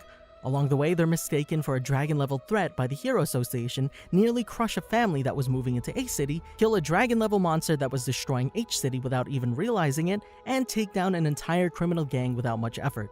Unfortunately for her, Tatsumaki discovers that her already severe injuries from the Monster Association raid have been further aggravated from fighting Saitama, and the 2 of them decide to put the fight on hold for the time being. That said, Tatsumaki thinks she has the last laugh after burying Saitama under several hundred feet of earth. Later on, during Tatsumaki's second confrontation with the Blizzard group, Saitama digs himself out and interrupts another spat between the sisters. There, observing Tatsumaki's severe injuries, he points out to the Blizzard group that this is their one and only chance to make Tatsumaki leave them alone for good, to which they declare their intentions to get strong enough so that not even a Tatsumaki in full health can stop them. As soon as Tatsumaki vacates the scene, Saitama surely follows suit, intercepting her to speak with her. Predictably, she rebukes his approach, denouncing him for hiding his true strength, although Saitama speaks to the contrary, giving an eye-roll response to her boast that she could take care of him in 5 seconds if in perfect health. Saitama asks Tatsumaki why she's in the Hero Association if she hates human contact so much. Tatsumaki goes on to state her reasons, only to retract them soon after flying off again, leaving him to wonder what the term blah means. Neo Heroes Introduction Arc. Saitama later arrives at the Hero Association HQ, where he sees Forte, Butterfly DX, and Chain and Toad. Saitama tells the 3 heroes not to come into his house without permission. Surprisingly, Forte apologizes to Saitama for his rude behavior earlier. Seeing Saitama's current state, Forte offers his clothes and shoes, which grosses Saitama out. It's revealed that Forte saw Saitama from the hospital room, fighting. He tells Butterfly DX, which I just realized means Butterfly Deluxe, and Chain and Toad that they're no match for Saitama. The 3 heroes then decide to be accepted by Saitama. After Genos defeats the Forest King, Genos challenges Saitama to a duel, which Saitama accepts. When they fight, however, all that Genos manages to do is temporarily blind Saitama before he stops, claiming that the best he could do is get Saitama dirty. Saitama admits that he can't tell if Genos has gotten stronger, only a lot brighter, which only further depresses Genos. Genos comes to the realization that Saitama wasn't even remotely threatened by his attack just now. Genos explains to Saitama that when he first agreed to take him on as a pupil, Saitama told him to try and climb to the top of the Hero Association, but that has gotten him nowhere. Genos also explains that the Hero Association is dying. At this point, the public's opinion of the Hero Association is that it takes their money to pay increasingly incompetent people who barely hold back the monster threat and usually cause as much, if not more property damage than the monsters they fight. Another group calling themselves the Neo Heroes has been created in response to this public outrage. The Neo Heroes claim to have taken a look at the mistakes made by the Hero Association and seek to correct and improve upon the formula, claiming to have 2,000 possible candidates selected, including pro-heroes from the Hero Association itself. Genos' question is if Saitama thinks they should transfer over to the Neo Heroes, as he feels with a higher standard set, he might become stronger. The subject changes over to why Genos is so obsessed with becoming stronger. Saitama voices a thought that had been bothering him for a while, that he could have simply killed the cyborg Genos had been hunting for the past 5 years. Genos admits that it's a possibility, but he's still preparing for the day that the bout finally comes, before changing the subject back and asking Saitama if he wishes to transfer over to the Neo Heroes, to which Saitama says no. Upon hearing this, Genos says he won't either. Arriving back at HQ, the pair discover Forte as he finishes constructing a doghouse for Black Sperm and Rover. Saitama introduces Forte as his neighbor, and seeing as how Saitama doesn't wish to move out of his cramped little apartment and he can't move in with him, Genos takes Forte's apartment. Ninjas Arc. Saitama plays video games with King and keeps losing, much to his annoyance. King becomes depressed after winning as it reminds him that he's a fraud who can only win fights in video games. In response, Saitama tells him to work on his muscles. Flashy Flash appears at the apartment and begins to introduce himself to Saitama, but the hero abruptly closes the door in his face. Flash states he has business with Saitama and threatens to kick the door in. Genos sees Flash and engages in a squabble with the hero outside the apartment.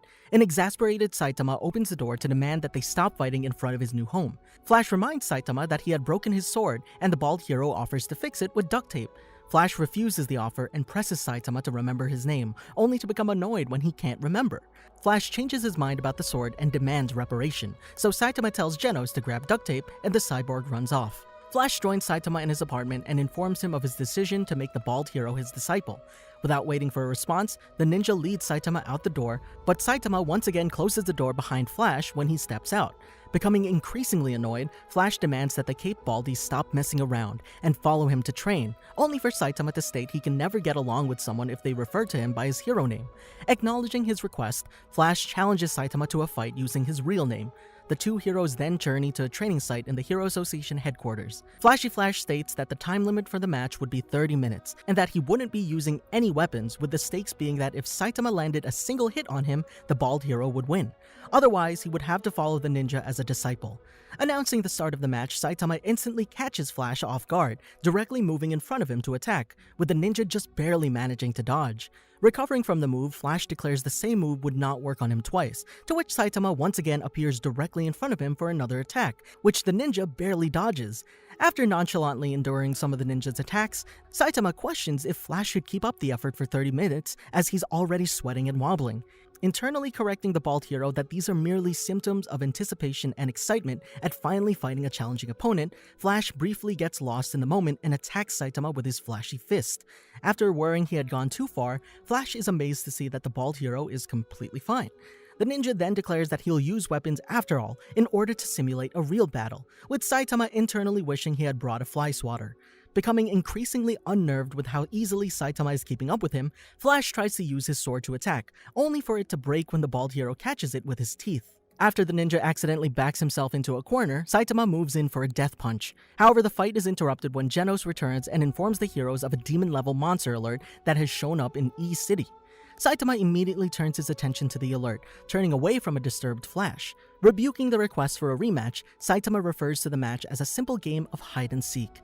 Declaring that they have to deal with the monsters first, Saitama states that they'll have to fight again later on, just as long as the ninja doesn't get in the way of his hero activities, then turns to leave after once again failing to remember Flash's name, horrifying the ninja.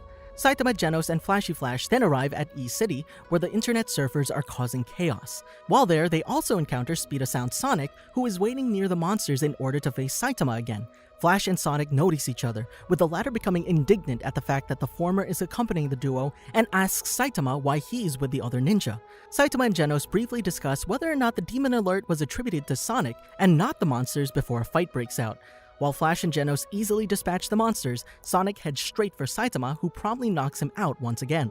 Later on, Saitama is back in his apartment with Genos and Flash, discussing Sonic's latest appearance. Saitama guesses that it's the 4th time that the ninja has tried to sneak up on him, while Flash is amazed that Sonic went straight for the bald hero instead of himself, noting how their fates are connected. Saitama asks whether or not the two ninjas are friends, which Flash quickly denies, beginning to explain how they knew each other before going silent.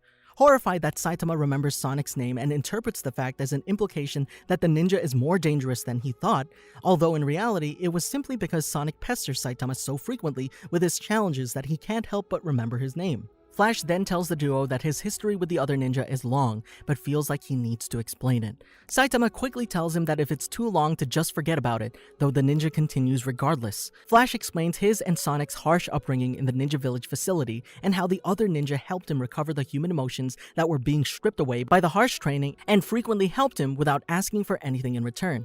After hearing Flash talk about how he spared Sonic's life on the day he massacred the village by making him eat a poisoned stew, Saitama notes that there are still some stew ingredients left over in his fridge.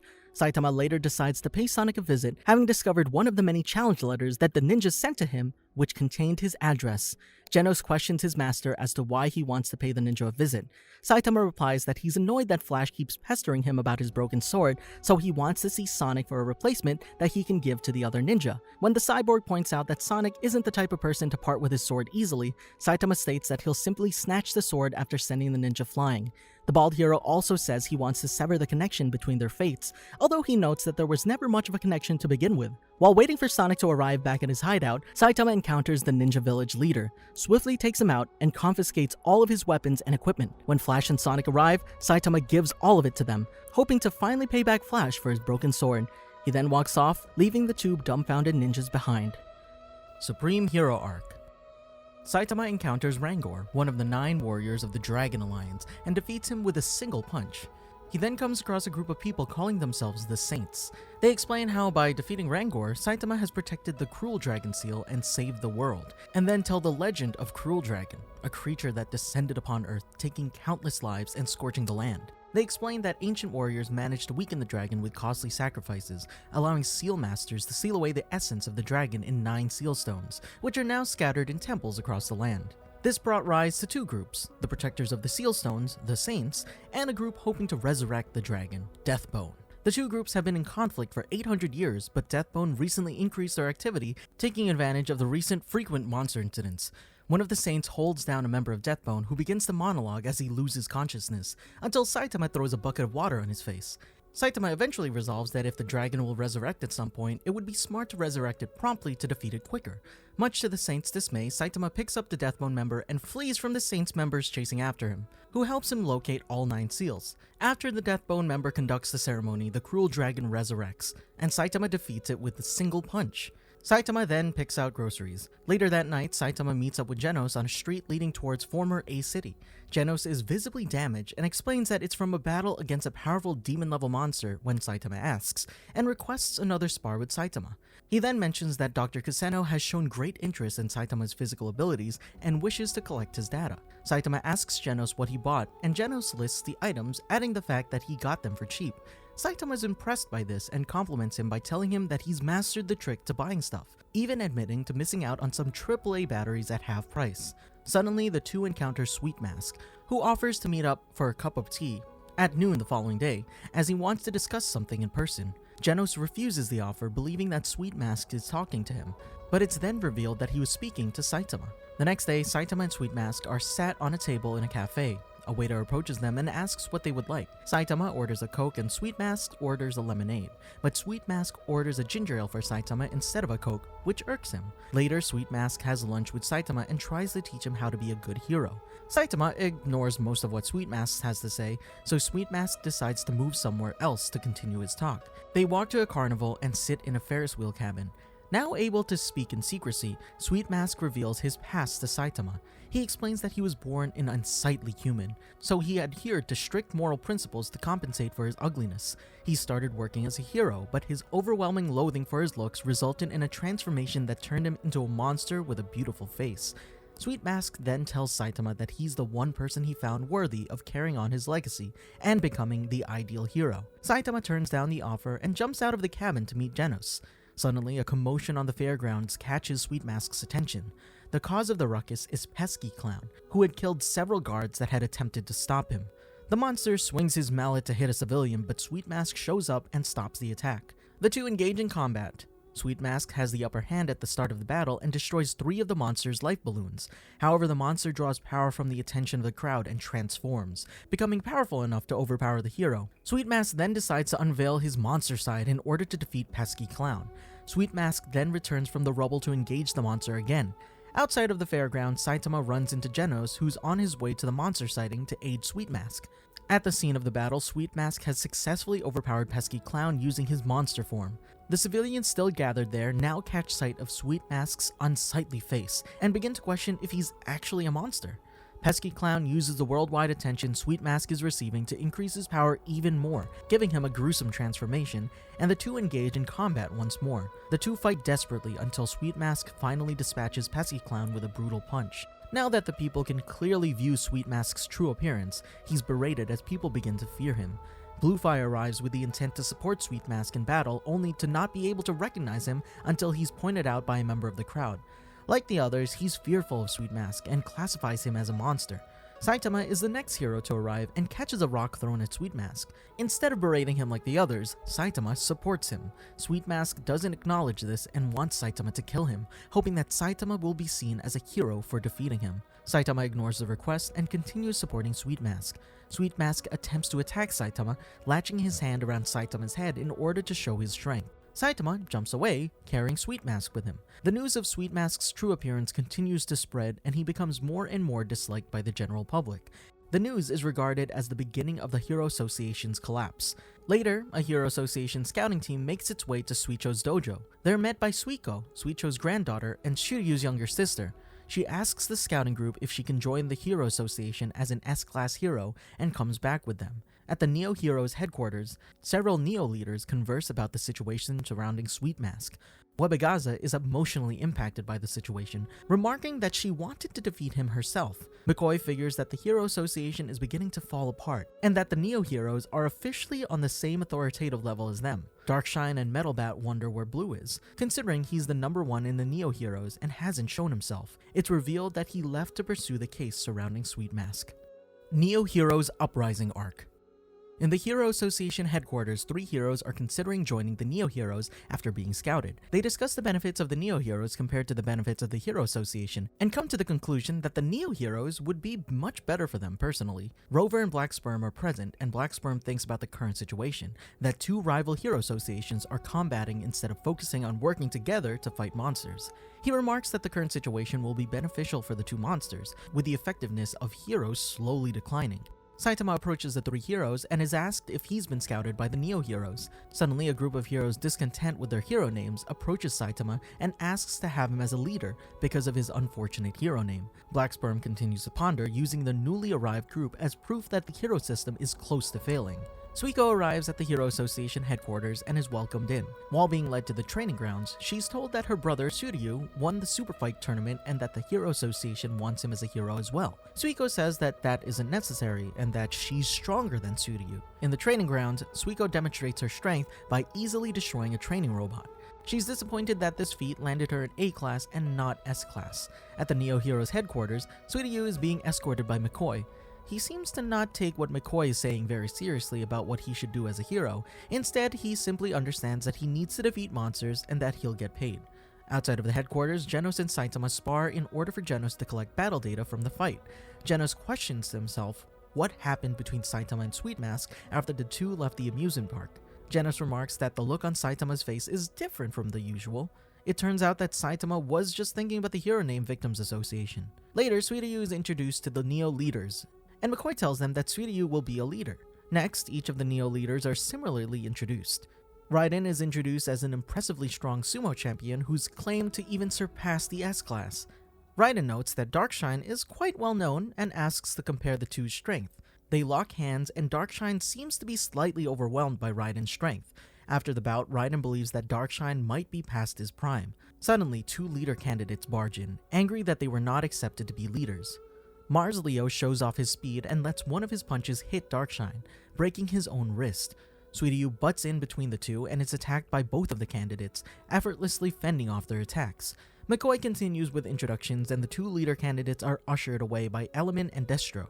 McCoy concludes by introducing Blue, who had just arrived. He explains that Blue is the reason the Neo-Heroes exist. Then a flashback shows how Blue chased Saitama and Sweet Mask. In order to keep up with the two, he removed the limiter on his suit and likely began speeding up. Before long, he is stopped by Genos, who asks what he's doing.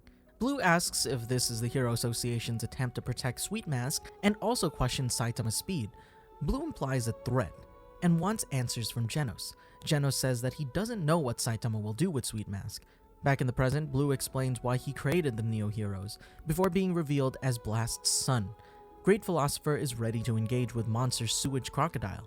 He defeats it with relative ease before being swarmed by several of the same monster. After some time, he's saved by a group of Neo-Heroes, and the group talks about how easy the fight was before being confronted by a large monster. They call in Wabigaza, who defeats it, recording the battle for her fans to see. In another area, Raiden is dispatching a swarm of monsters, saving a Hero Association hero. He criticizes the battlesuits given to the Neo-Heroes members. The news reports on a large number of high-level monsters and notes that they're all being soundly defeated by the Neo-Heroes. Excel is also present and with the help of the hunters, defeats Explosive Velocity Snail, a demon-level threat. Crescent Eyebrow is also dealing with the monsters, but is being overwhelmed by triple tongues. Ryumon interrupts and engages the threat. Child Emperor wonders about the battlesuits given to the Neo-Heroes, and questions if they're created by Bofoy and given to the Neo-Heroes. The Hero Association discusses the situation, saying that they need stronger leaders, and soon they will start losing supporters. Suddenly, the Hero Name Victims Association shows and begins making requests. This makes Sitch think that they're already done for. An announcement is made outside the headquarters that 5 dragon-level monsters have been spotted. Headquarters is put into lockdown, and Genos, Tank Top Master, and Tatsumaki have been dispatched. Sitch urges to ask the Neo-Heroes for help. At Y City, Suiko is forced to run from Mirror's endless attacks, just barely outmaneuvering its many arms. She laments how much she's struggling and is finally grabbed by Mirror and thrown into a storefront. She scans the aisles for a drink with a high amount of alcohol, and after finding one with 9%, hastily drinks it. Suiko emerges from the rubble and Mirror quickly detects that she's drunk. Despite the alcohol making her movements more unpredictable, all of Suiko's moves prove useless against Mirror. As things are at their bleakest, the Hero Name Victims Association shows up as reinforcements. They all give Mirror their best attacks, but to no avail as the robot knocks them away easily. It begins to seemingly show off and throws an energy ball through a building, opening a massive hole in it. This is all that's needed to scare the heroes away, but Saitama isn't startled at all. Mirror notices him, but notes that the data it has on Saitama is nothing special. As Mirror mentions Saitama's hero name, Caped Baldy, Saitama becomes enraged, and a punch sends Mirror flying away in pieces. The rest of the Hero Name Victims Association is enthralled, and they all high-five Saitama. Other onlookers, Blue and Suiko included, look at Saitama in disbelief. With the threat of the 5 dragons curbed, the Hero Association summons Tatsumaki and Flashy Flash. Tatsumaki is informed that a group of espers with the name 11 are plotting something. Specifically, their leader, Otento, is after Tatsumaki's life. Tatsumaki notes she has been searching for them herself. Flashy Flash is told about a mysterious letter, having something to do with the abandoned masses. He recalls being taught about them while he was in the ninja village. He decides to answer the call. With so many heroes leaving on missions, members of the Hero Association grow concerned. Flashy Flash, in an attempt to quell their worries, reminds them about how the Neo-Heroes have been successfully keeping peace. He claims the Hero Association has become too prideful. Hero Association members take this into consideration, noting that the Neo-Heroes kept damage to a minimum when fighting the 5 dragons, in contrast to the mess the Hero Association left behind. They believe that if they're successful destroying 11 and the abandoned masses, they will look better in the eyes of the public. Saitama and the Hero Names Victim Association are busy protesting. The Hero Association is in a sour state, unable to successfully cooperate with the Neo-Heroes and losing favor in the public eye. Somewhere else, Puri Puri Prisoner and his group have successfully taken out disaster-level wolf Tentacle Muffler. Puri Puri Prisoner compliments the group, specifically Hammerhead. The rest doubt their possibilities of becoming heroes, but Puri Puri Prisoner continues to reassure them. Out of nowhere, Raiden approaches him. He demands that the prisoners are turned over and put into custody. He elaborates that he wants to cyborgify them in order to easily control them. Puri Puri Prisoner becomes angry upon hearing this. He refuses, having sworn to rehabilitate the prisoners. Raiden decides to deal with the situation using force. Somewhere else, Suryu and his Neo-Heroes have found their target and surround Garo. He's been working for a moving company, and as they finish loading the truck, he's congratulated by his boss. He asks Garo if he could work for him full-time. Garo begins to speak, but is stopped by a volley of tranquilizer darts. None of them hit home as he displays each dart caught in his hands. The Neo Heroes move in and tell the boss about Garo being a wanted criminal. The Neo Heroes rush at Garo. He effortlessly disables each one of them in a swift motion, leaving them unconscious on the ground. Suryu calls back to headquarters to let them know that he failed. He notes his issues with the battlesuit, specifically its safety, and as the sun sets, Suryu ponders that being a hero might not be that easy. He decides to see Suiko the next day. Meanwhile, the Blizzard group watches a report filled with the Neo Heroes' heroic deeds. They solemnly discuss things, including the possibility of moving her to the Neo Heroes. In another room, Fubuki is busy with Psychos. She seems to be entering her mind, trying to find something out. Elsewhere, Suryu and Blue are both seen heading to the Hero Association, Suryu by motorbike and Blue by jet drone. Blue approaches the main entrance but is denied entry. Though he ignores the pleas of the guard, Blue yells towards the facility. He requests to talk with the higher-ups about the future of the hero industry and about his father. Unbeknownst to him, the Hero Name Victims Association is also yelling requests behind him. For a good few moments, they battle to out-yell each other, and Blue eventually gives in. As Blue turns around to see who's yelling, he notices Saitama among the group. Blue confronts him about his mysteriously massive power, only to be ignored. Blue asks for Saitama's name, but gets answered by the other group members before finally being introduced to Caped Baldy. Blue leaves him with a stern warning and walks off. Suiko makes herself known soon after, now having figured out Saitama's name. She thanks the group for saving her. Her next question is about Saitama's power, how he became so strong. Suiko is disappointed upon hearing a blunt answer, the same he gives everyone else. Suiko then introduces Suiryu to Saitama, mentioning that Saitama is much stronger than him. Suiryu's cocky attitude leads him to dismiss this, but he crudely admits he will allow him to date Suiko, much to her disapproval. Then Suiko clarifies her stance on staying with the Hero Association. She finds the Neo Heroes' battle suits lame. As Blue is walking away from the Hero Association, he runs into Genos. Blue decides to let him know that Metal Knight has been undergoing some suspicious things, specifically conducting experiments using monsters, and the possibility that the great strength of recent monsters is due to enhancement. As Blue passes Genos, he also lets him know that a position as a Neo leader is open for him. Later, at Saitama's home, Genos tells Saitama of the suspicions about Metal Knight. Genos decides that, in order to look deeper into it, he will work behind the scenes to find out what's going on. Saitama seems to be eager to help. Saitama arrives to see the aftermath of a fight with a monster, seeing the Neo Heroes as victorious. The victors make fun of Saitama's group, noting that the Neo Heroes have much better methods of transportation, unlike many of the Hero Association's heroes. All of a sudden, an emergency announcement sounds. A threat in H City. As the heroes begin running in the direction of the threat, Saitama zooms past them at incredible speed. Meanwhile, Child Emperor contacts Metal Knight to ask him a grim question. Child Emperor wonders what, under the circumstance someone is modifying monsters and attacking people, would their motive be. Metal Knight denies answering. Child Emperor, swallowing anger, offers to visit Metal Knight's lab. He is again denied. At the same time, Saitama arrives just in time to see the monster he chased defeated by Neo Heroes, much to his bewilderment. Growing more angered, Child Emperor warns that Metal Knight's attitude will only increase suspicion. Metal Knight reminds Child Emperor that he shouldn't trust anyone. He doesn't consider Child Emperor a threat, and even hints that he's been spying on him for some time. The meeting ends. Metal Knight looks over to the wall of monitors, each showing a hero, while he wonders which will cause the most trouble. After Genos is done working with Drive Knight, Saitama rendezvous with him again, and the two of them head to Dr. Kuseno's house. At the doctor's house, Genos introduces Saitama and Dr. Kuseno to each other, and Saitama gives Kuseno a broken handheld video game system, asking him to fix it.